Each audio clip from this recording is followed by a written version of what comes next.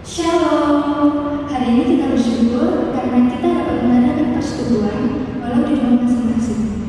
Meskipun kita tidak berada di tempat yang sama, tapi kita harus tetap bersyukur karena Tuhan selalu memberikan cinta kasih dan penyertaan-Nya dimanapun kita berada. Mari kita bersama-sama bersyukur.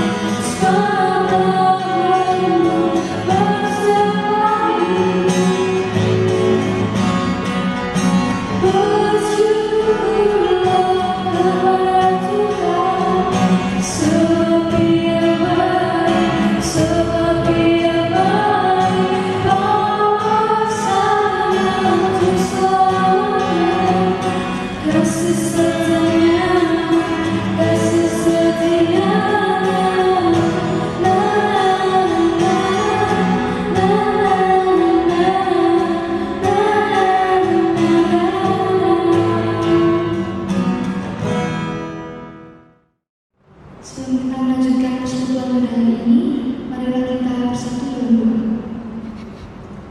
Allah Bapa kami yang bertata dalam kerajaan surga yang mulia, sebentar kami akan melanjutkan persekutuan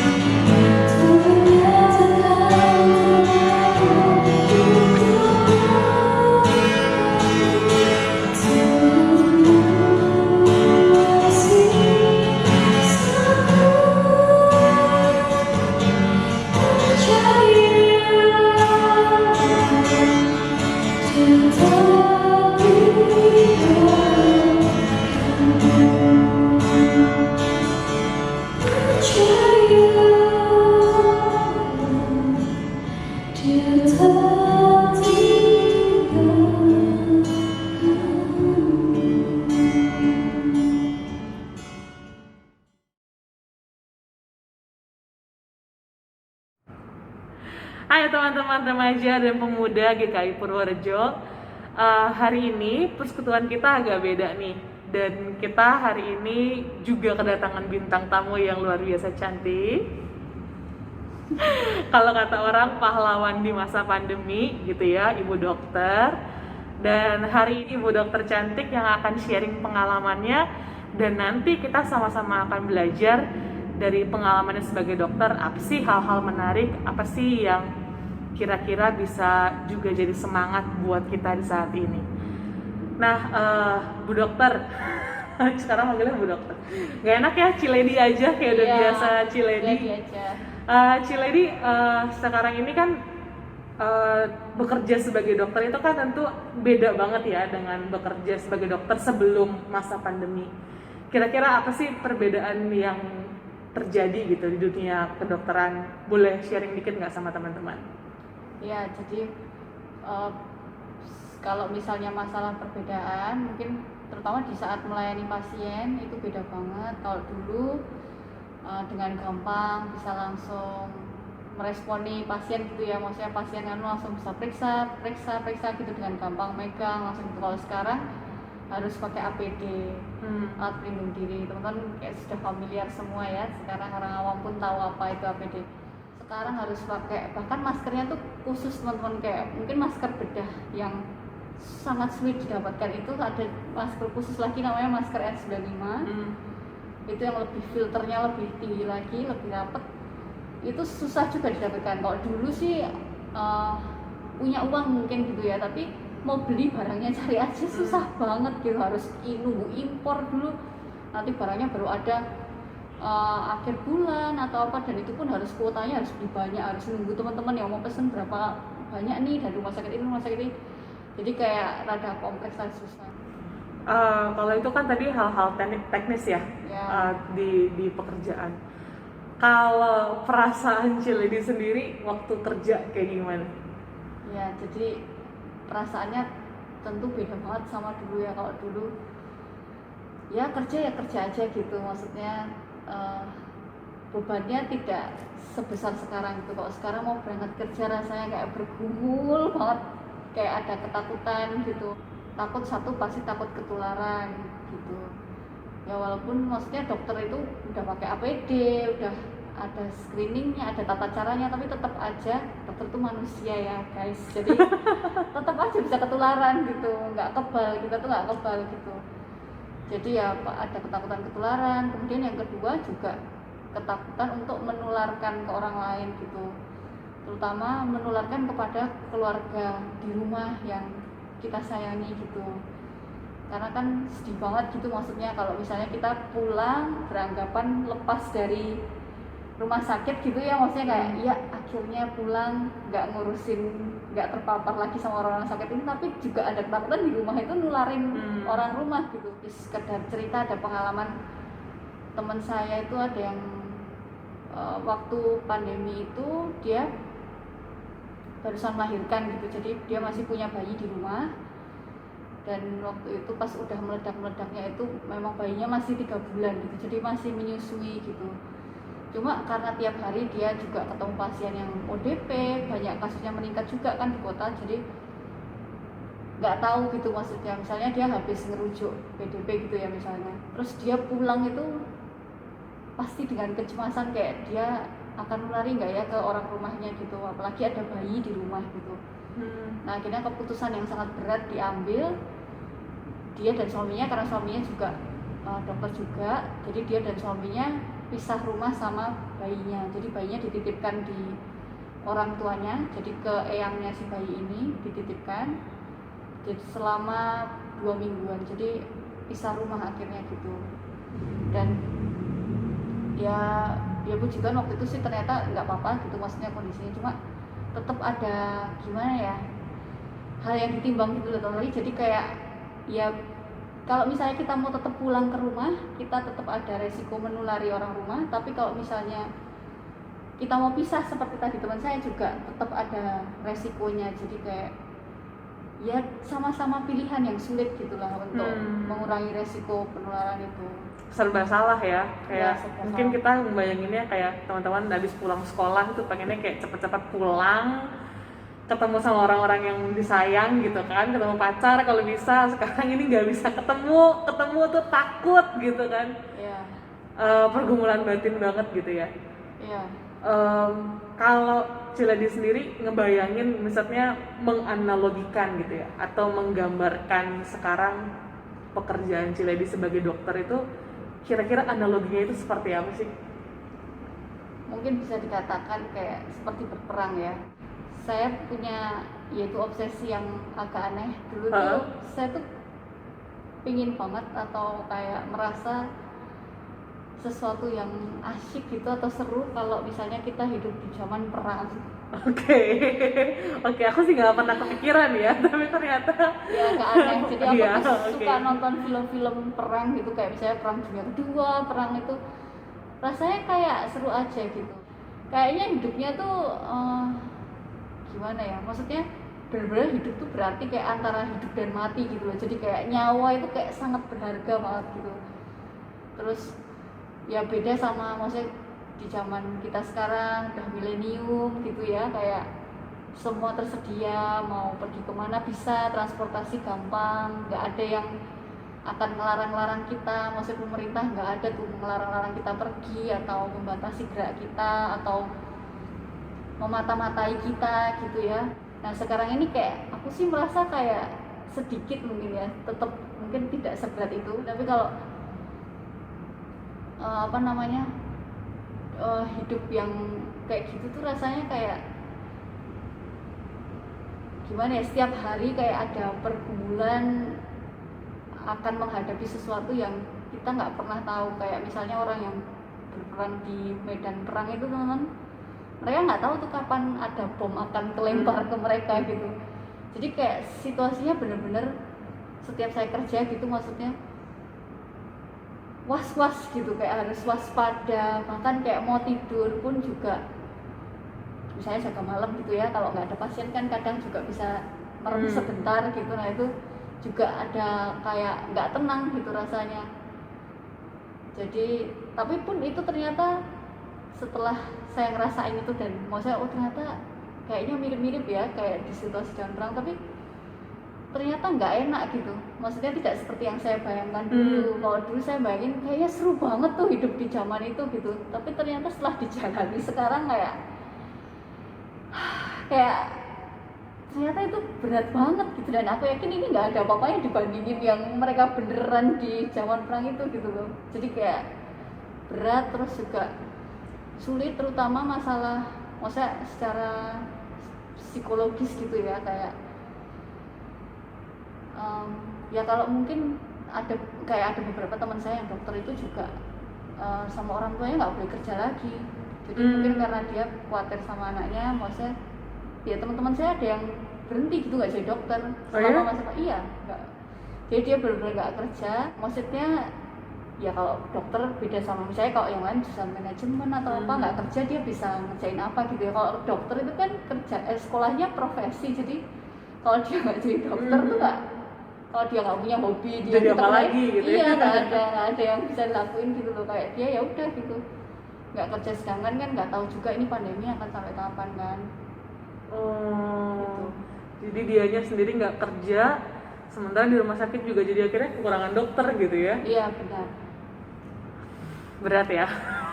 Aku membayangkan kalau aku harus ada di posisi Ciledi, mungkin aku juga nggak tahu gitu ya, sanggup apa enggak.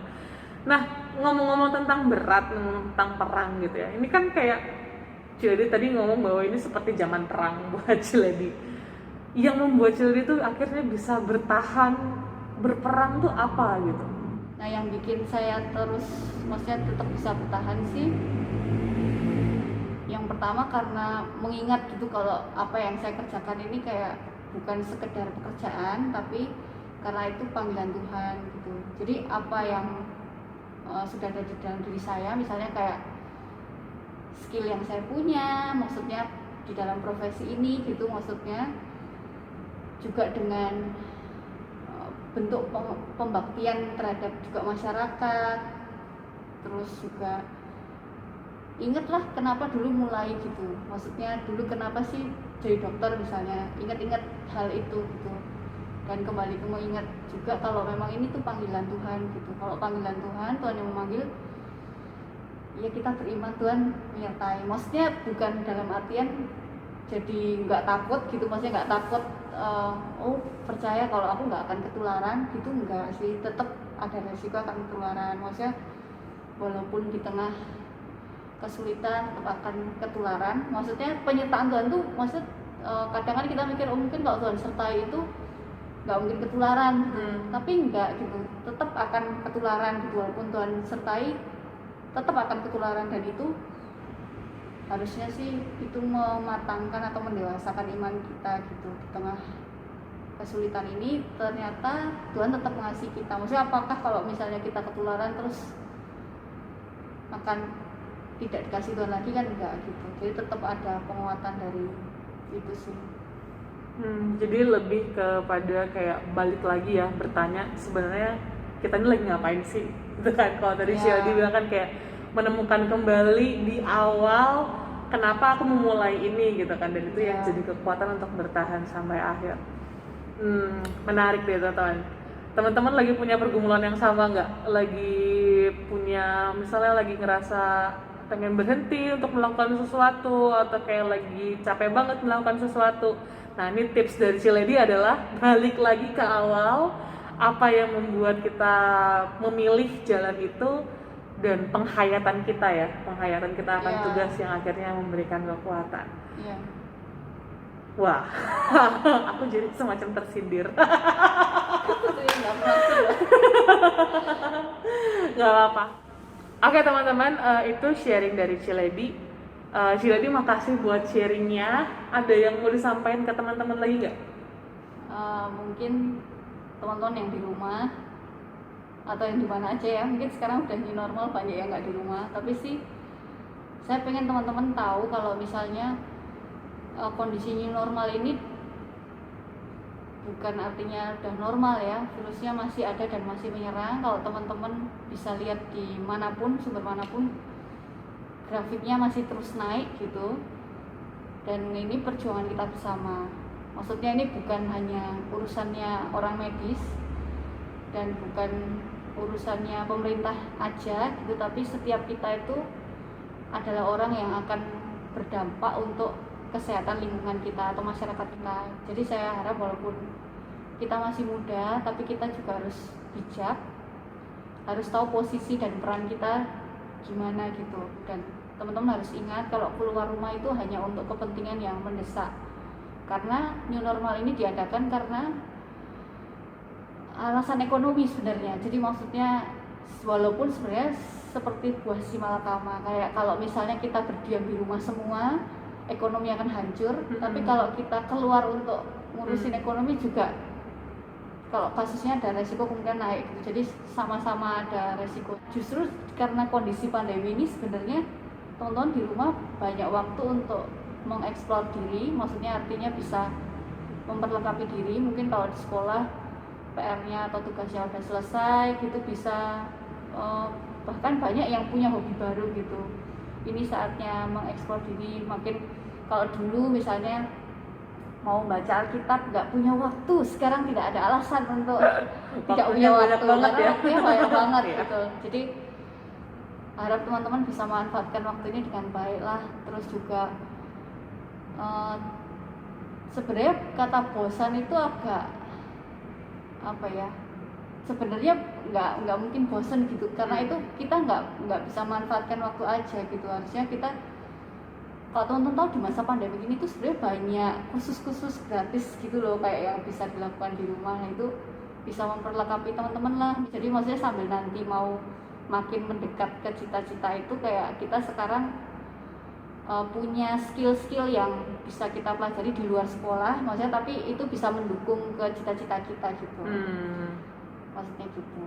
Jadi bukannya sekarang ini masa yang kayak kemudian jadi sia-sia gitu ya, tapi justru jadi yang useful banget, dan bahkan mungkin bisa mengubah apa yang kita lihat mungkin sebagai kerugian kali ya. Kayak di rumah aja tuh rugi nggak sih? Iya, padahal jujur aja aku tuh sangat iri dengan orang-orang yang bisa WFH, yang sekolah di rumah itu, maksudnya yang di rumah gitu. Rasanya kita pingin banget, maksudnya kita yang tetap kerja itu kayak pingin banget loh di rumah gitu. Kenapa kalian yang di rumah kayak seolah-olah itu hal yang merugikan gitu. Iya.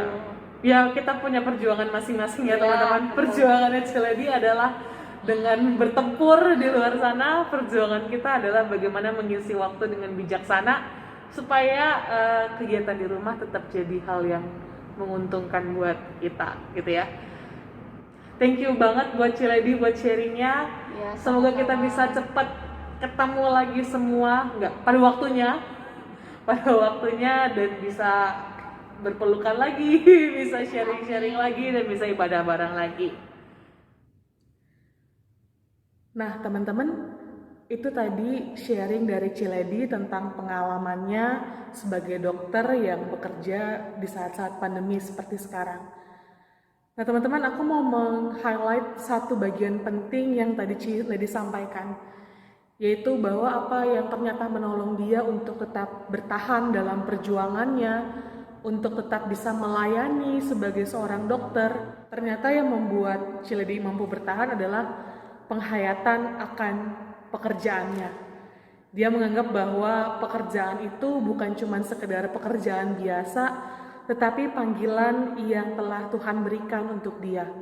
Dan itulah yang membuat dia tetap semangat dan tetap bertahan sampai akhir. Nah teman-teman, mungkin teman-teman juga punya kelelahan sendiri. Teman-teman punya kekhawatiran-kekhawatiran atau kecemasan-kecemasan sendiri. Ada hal-hal yang mungkin masih teman-teman perjuangkan sampai sekarang dan ternyata hasilnya belum terlalu maksimal. Nah teman-teman mungkin juga udah kepikiran untuk menyerah atau untuk berhenti.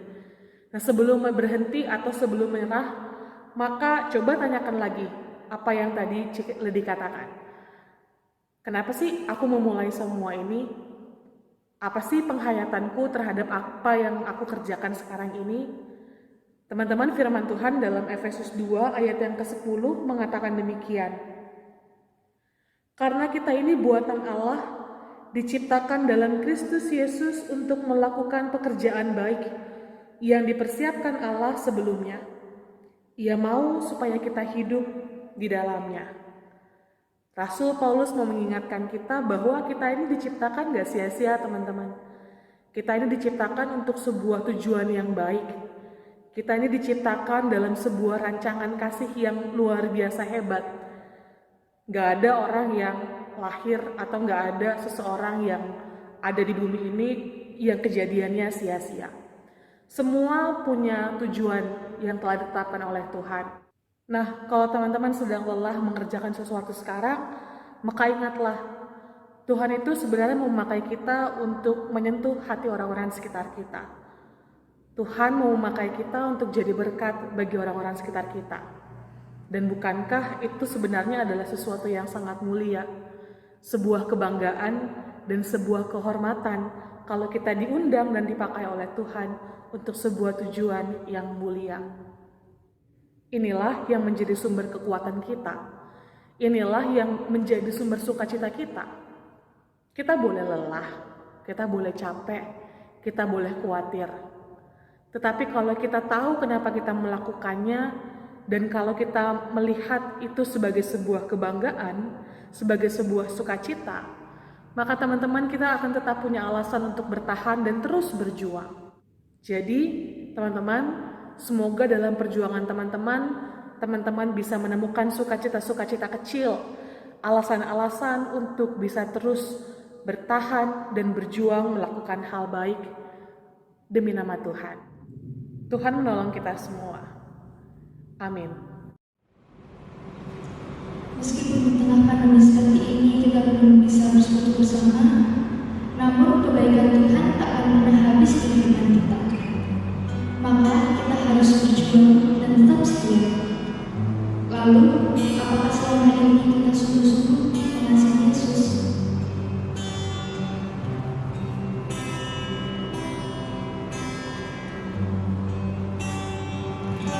Selidiki lihat hatiku,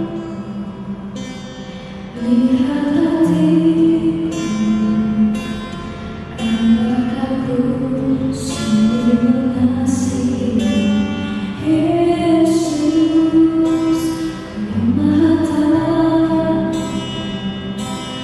dan memelihara hidupku. Tak ada yang tersembunyi bagimu. Tak kulihat kebaikanmu yang tak pernah habis di hidupku. Berjuang sampai akhirnya kau dapat dia setia.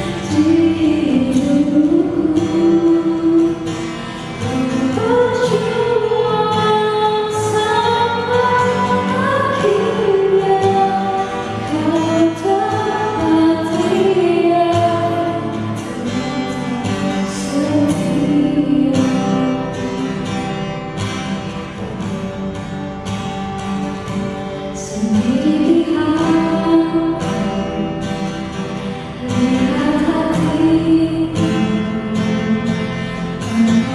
ku sungguh mengasihi Yesus Maha Taat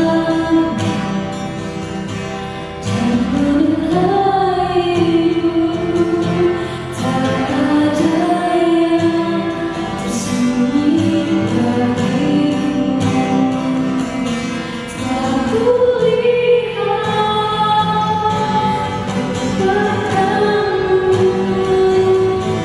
yang tak pernah habis di hidupku. Berjuang sampai akhirnya kau dapat dia setia. Tak kulihat kebaikanmu yang tak pernah habis di hidupku. Kau berjuang sampai akhirnya kau dapat dia setia.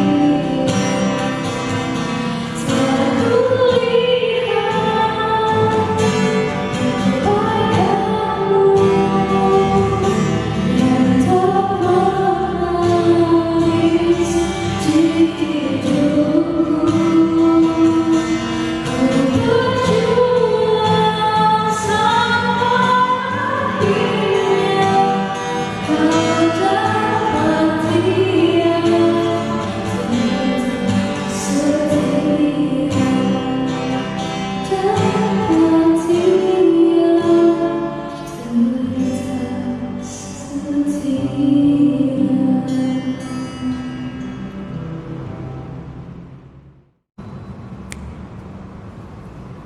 Sebelum kita mengakhiri persekutuan pada hari ini, mari kita bersama